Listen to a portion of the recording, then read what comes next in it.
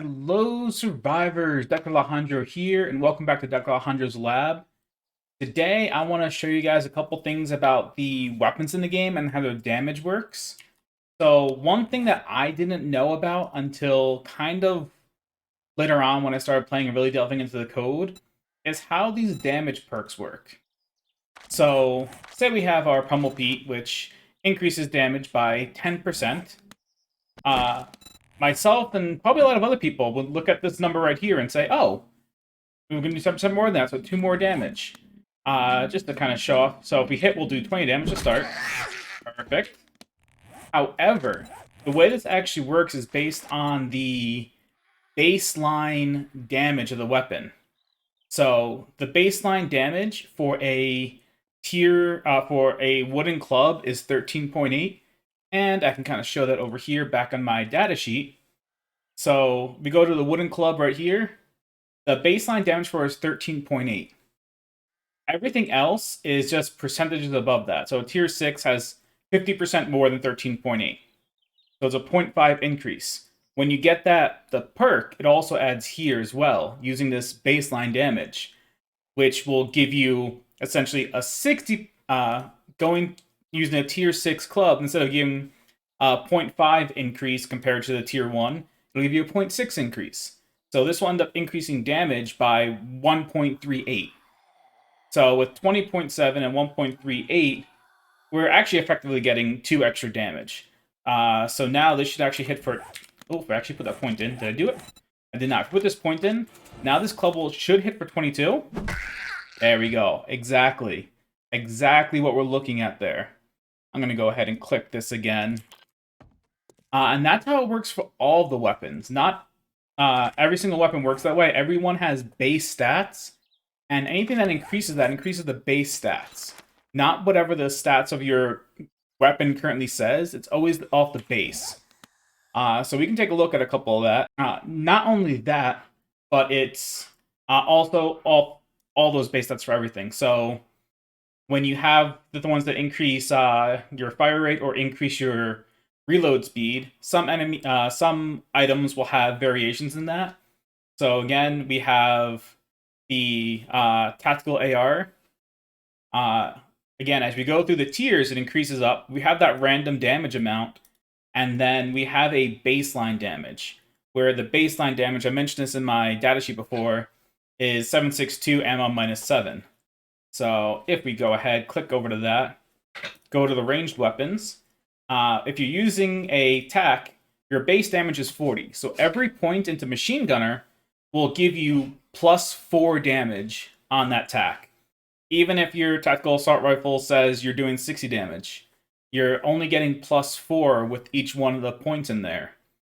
And overall, it's how it works. Even with things like the fire rate, I know. So the tac has a base rounds per minute of 405, but it also still has its randomization, minus 5% to plus 5%. So even if you have a tactical assault rifle that has a faster fire rate, say it's getting the plus 5% onto the rounds per minute, those increases are still based on these base rates. That even works with sneak attack damage too. So if we look at it here, and actually one cool thing I just kind of realized with the sneak attack damage. So say we have this nice, beautiful bow right here. When I'm standing, a tier 6 primitive bow 43.5 is doing 43.5 damage. The baseline for a primitive bow is 29. The baseline for a primitive bow is 29 damage. And then we have this tier 6 that's doing 43. Why I want to talk about that is, see here it says 43.5. If I crouch, it says 101.5, which is almost true. It's doing the sneak attack damage in here, but it's not doing it quite right. That's one thing I just noticed recently with the bow and sneaking. When I go into crouch, it tells us the sneak attack damage, but it's not exactly right. So say I shoot. Realistically, that's at 101.5. We're going to do 116. The reason for this is this value right here, and sneak attack in general works off the base value as well. it's a percentage add-on. So even though we have this bow that does 43.5 damage, the baseline damage for the primitive bow is 29. So you're getting 29 times 3.5, which is 101.5, exactly what's shown here. This is showing you the damage, the baseline damage, and then this happens to be 14.5 damage more than the 29. So 101.5 plus 14.5 is 116. And that's how it always works. Everything, sneak attack and pretty much everything in the game works off of that baseline damage.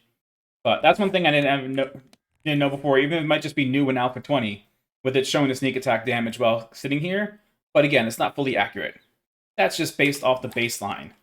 The only spot where it's different, let me actually kill you. And then I'm going to spawn another one, because there is one spot where all damage gets doubled. So we'll do that. We'll go down here. You know what? We'll come in here so we can actually jump on in. The one spot where damage are doubled. Ooh, you don't actually have enough HP. All right, we're gonna replace.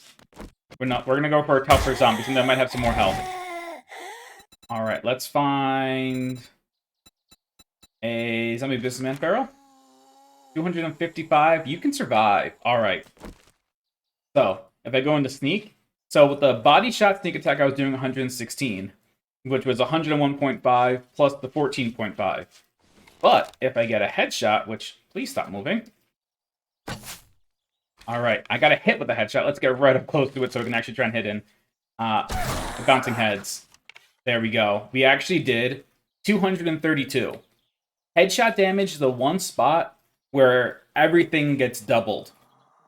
Everything else is working on percentages on top of each other, and then headshot damage is this overall multiplier.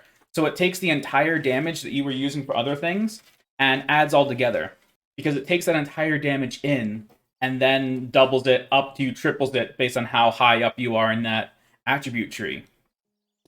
And that's just one thing I really want to talk about. So again, sneak attack, perks, all of those are off base damage. And then headshots take everything together. So if headshots were based on regular damage, then that sneak attack would have been 203 plus 14.5, which would have been 217, because it also damage rounds down. So that's what we're seeing right there. And that's just one of the things I want to point out, because again, I didn't know it until I think in Alpha 19 is when I really started delving into the code and was able to see that, and that's when I learned how that worked. So again, Wooden Club, 13.8, so you're getting 1.38 damage per perk point you're putting in. So that's just a little reminder that the damage you see on the weapon is not necessarily the increases you're going to get with those perks. You'd have to know the baseline damage to figure out what that's going to be. Same thing with all that stuff. And again, this was a really short video. I kind of just wanted to showcase this off because it is important to know. And it happens with everything. So I know machine gunner, yeah, 5% faster fire rate, 10% faster reload. They have set times, but again, I've showed you before, the TAC has that 5% variation in there. Even if you have a slower one, if you have one that has like the negative 5% in the fire rate, that faster fire rate is going to be off the base value. So that's just one of those things, because it's, again, something that not many people knew. And that was the purpose of this quick video here. Is a little quick tutorial on the weapon damage. I didn't talk about too much stuff, but I covered the basis of it. And then, for anyone who has hung out this long, I have a little extra surprise. I just released a new modlet today. And let's just get rid of you first.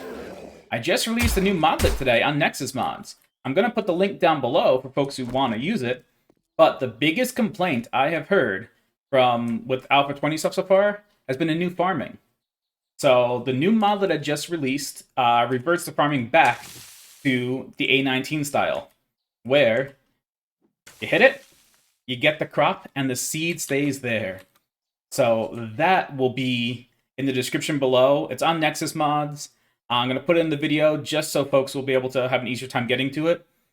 But that's one of those cool things I wanted to put in there, because, again, a lot of people were complaining about that farming method. So now you can have access to the A19 and prior farming methods in Alpha 20. But that's all we have for today. Hope you guys enjoyed it. I hope some folks enjoy the farming mod. And I'll be back in my next video, and I'll be delving into more aspects of Alpha 20 and 7 Days to Die.